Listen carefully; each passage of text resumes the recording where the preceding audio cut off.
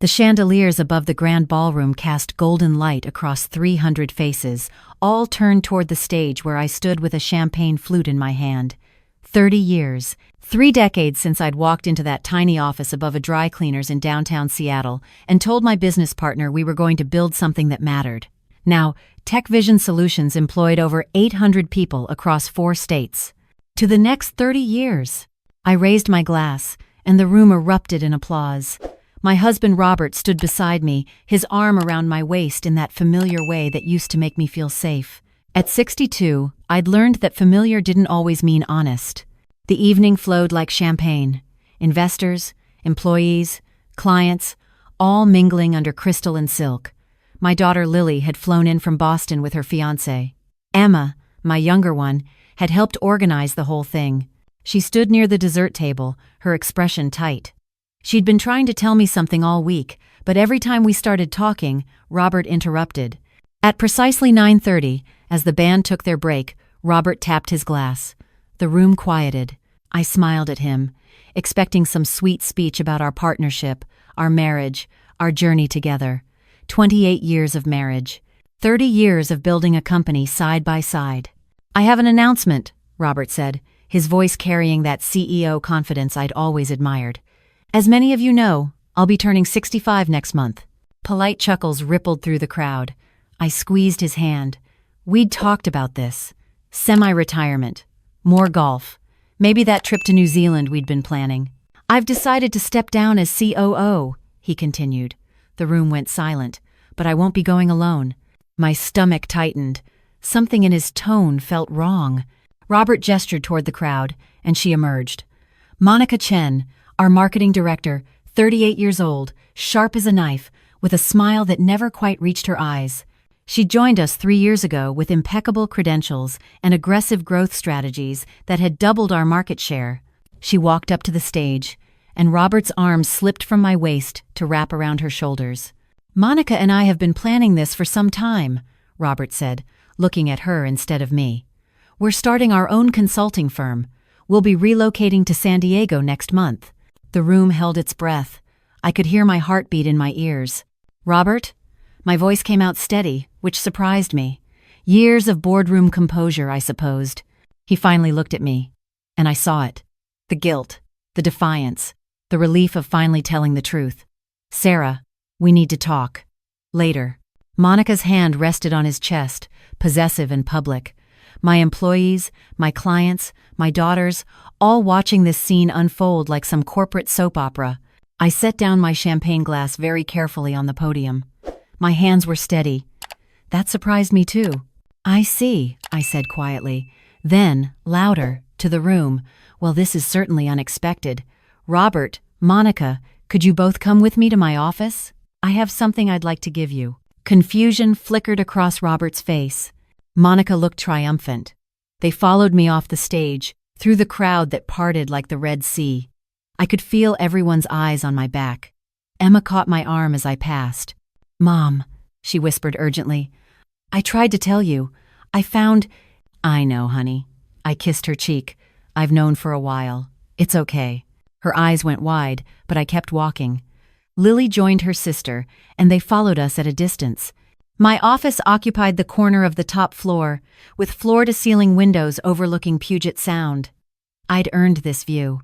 Every late night, every risk, every decision that had built Tech Vision from nothing to this. I opened my desk drawer and pulled out a wooden box. Mahogany, polished to a shine. Inside, cushioned in velvet, sat a Patek Philippe watch. I'd bought it 2 months ago. "Robert," I said, holding out the box. "For 30 years of partnership." He took it, surprised. Monica stood close to him, her hand still on his arm. They looked at each other, some silent communication passing between them. Maybe they thought I was weak. Maybe they thought I'd just let them walk away with their plans intact. Robert opened the box. The watch gleamed under the office lights. He lifted it out, admiring the weight, the craftsmanship. "Sarah, he started. "Look underneath," I said. He set the watch aside and pulled out the velvet cushion. Underneath was a USB drive. Black. Simple. Unremarkable. And beneath that, a single sheet of paper, folded. Robert's hands began to shake as he unfolded the paper. I'd printed it that morning, knowing this moment would come. I'd been preparing for it since Emma first came to me 6 weeks ago with her suspicions, since I'd hired the forensic accountant, since I'd spent 3 sleepless weeks going through 7 years of company financial records. The paper contained 2 things: a list of dates and dollar amounts, and the contact information for the FBI's White-Collar Crimes Division in Seattle. "What is this?" Monica's voice went sharp.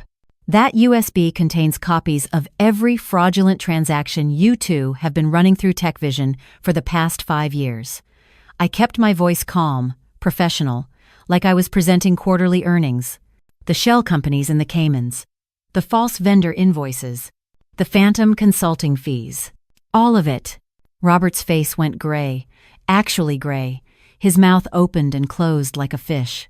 "You've embezzled approximately $4.7 million from this company," I continued. "My company. The company I built before you even came on board, Robert. The company I kept in my name, with my majority shares, because something my mother told me when I was 23 stuck with me. Never put everything in joint names." Monica took a step back. "You can't prove." "I can prove all of it." I pulled out a folder from my desk. The forensic accountant's full report. Bank records. Email chains. The entire paper trail. There's a copy on that USB, and 3 more copies with my attorney, the board of directors, and yes, Special Agent Patterson at the FBI. I looked at Robert. Really looked at him. The man I'd married when I was 34, when we were both young and hungry and building dreams. The man I'd trusted with my business, my life, my daughters. "I found out about Monica 3 months ago," I said quietly. "The affair, I mean. Emma saw you two at that restaurant in Portland. She took pictures, wanted to show me, but I told her to wait. Because I wanted to be sure.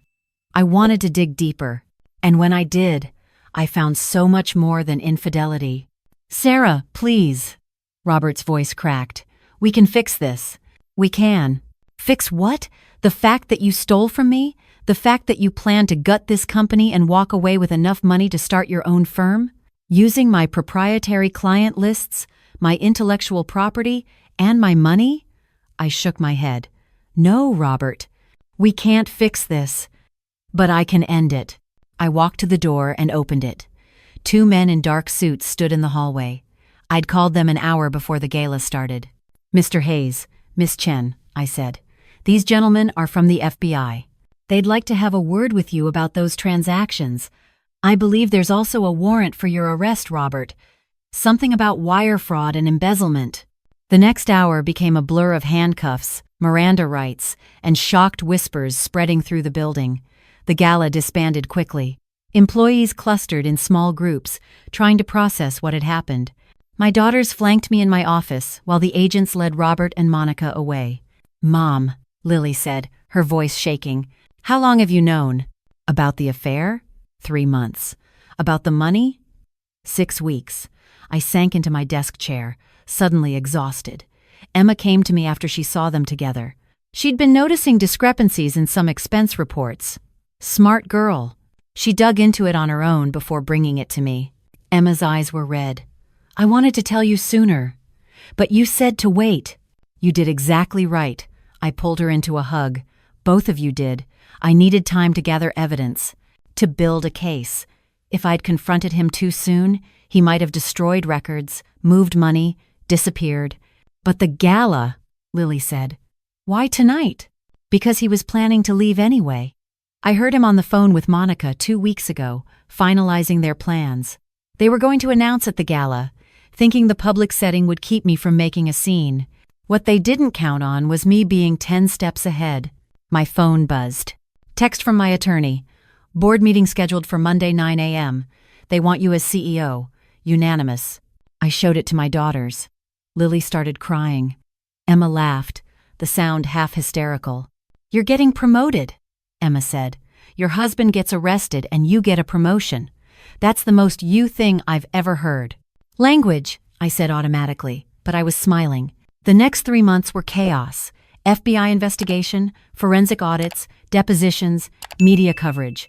Tech CFO uncovers massive fraud by husband COO made headlines across business publications. My phone never stopped ringing. Investors called to express support.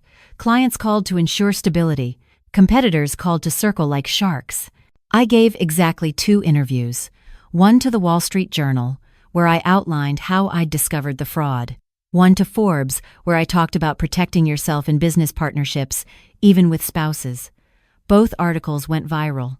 Robert pleaded guilty to avoid trial. Monica tried to fight it but eventually took a plea deal. 5 years for Robert, 3 for Monica. The court ordered full restitution, though we all knew we'd never see most of that money. It had been moved through too many offshore accounts, dissolved into too many shells. But here's what they didn't take. TechVision. My company, my team, my reputation. The board officially named me CEO in April. My first act was to implement new financial oversight protocols. My second was to promote Emma to head of internal audit.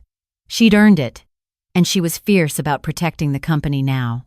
My third act was to create a mentorship program for women in tech, focused on financial literacy and protecting yourself in business. We called it the Guardian Program. It launched in June with 30 participants. Lily called me one evening in May, about a month after Robert was sentenced. "Mom, how are you really?" she asked. "Like, really? Because from the outside, you look like you're thriving. But inside?" I looked around my apartment. I'd sold the house in March, the one Robert and I had lived in for 20 years. Too many memories, too many ghosts.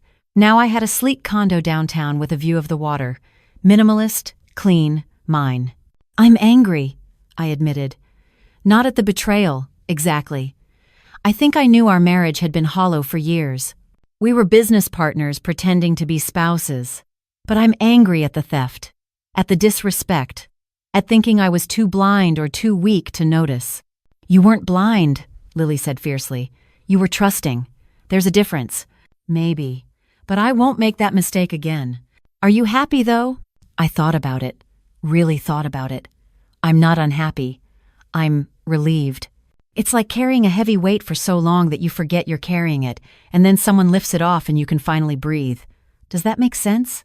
Perfect sense. And I'm busy. The company's growing. We just landed the Reynolds contract. I'm sleeping better than I have in years. So yes, I think I'm happy. Or, I'm getting there. The summer brought changes. TechVision's revenue increased by 30%. We hired 50 new employees. I started dating, cautiously, a civil rights attorney named Marcus who made me laugh and had zero interest in my money. Emma got engaged to her partner of 3 years. Lily announced she was pregnant. I visited Robert in prison once, in September. He looked smaller somehow, diminished. The fluorescent lights washed out his skin. He sat across from me in the visiting room, hands folded on the table. "Why did you come?" he asked. Closure, maybe. Or curiosity. I wanted to see if I'd feel something. Pity. Satisfaction. Anything. And do you? No. I just feel done. Like turning the page of a book I'm tired of reading. "I'm sorry, Sarah. For what it's worth. Are you sorry for doing it? Or sorry you got caught?" He was quiet for a long time. Both, probably. That's honest, at least. It's more honesty than I got in the last 5 years, so I'll take it. I stood up. "Goodbye, Robert. I hope you use this time to figure out who you are without my money and my company to hide behind." I didn't look back as I walked out. October brought the 1-year anniversary of that gala. The board insisted on having another party, a celebration of TechVision's resilience. I resisted at first, but Emma convinced me. "Own the narrative, Mom," she said. "Show everyone we're not defined by what he did. Show them what you built." So we had the party. Same ballroom, same chandeliers, different energy. This time, when I stood on that stage, I stood alone. My daughters stood in the front row, beaming. Marcus was there, proud and supportive. My team surrounded me, loyal and strong. "Last year, this company faced its greatest challenge," I told the crowd. "Betrayal from within. Theft. Deception. It could have destroyed us. Instead, it revealed something I already knew but maybe forgot sometimes. TechVision isn't just a company, it's a community. A family. and families protect each other. I raised my glass. To 31 years, and to the future we're building together. The applause was thunderous. Later, after the speeches and the dinner and the dancing, Emma found me on the balcony overlooking the city. "You did it, Mom," she said quietly. "You really did it." "We did it," I corrected. "You, me, Lily, the whole team. I couldn't have done this alone." "Can I ask you something? Do you regret marrying him? Do you regret those 28 years?" I considered the question. No, because those years gave me you and your sister. They taught me things I needed to learn. They made me stronger, even if I didn't know it at the time. I regret that he chose deception over honesty. I regret the theft. But I don't regret the journey that brought me here. To this moment. 63 years old, CEO of a thriving company, mother of 2 incredible women, free. Finally, completely free to be whoever I want to be, without apology or compromise. Emma hugged me tight. "I want to be like you when I grow up." "Honey, you're 24, you are grown up." "You know what I mean." I did. And it was the best compliment I'd ever received. The city lights spread out before us, endless and bright. Somewhere out there, Robert sat in a cell, paying for his choices. Monica was in a different facility, doing the same. But I was here, on top of the world I'd built with my own hands, my own mind, my own determination. I'd given Robert a box with a watch and evidence of his crimes. What I'd really given him was exactly what he deserved: justice. And what I'd given myself was something far more valuable. The rest of my life, on my terms. The wind picked up, carrying with it the salt smell of the Sound. Emma shivered and headed back inside. I stayed a moment longer, looking at my reflection in the glass doors. I looked different than I had a year ago. Lighter, sharper, sure. At 63, I was just getting started. I went back inside to my party, my people, my life, and I smiled.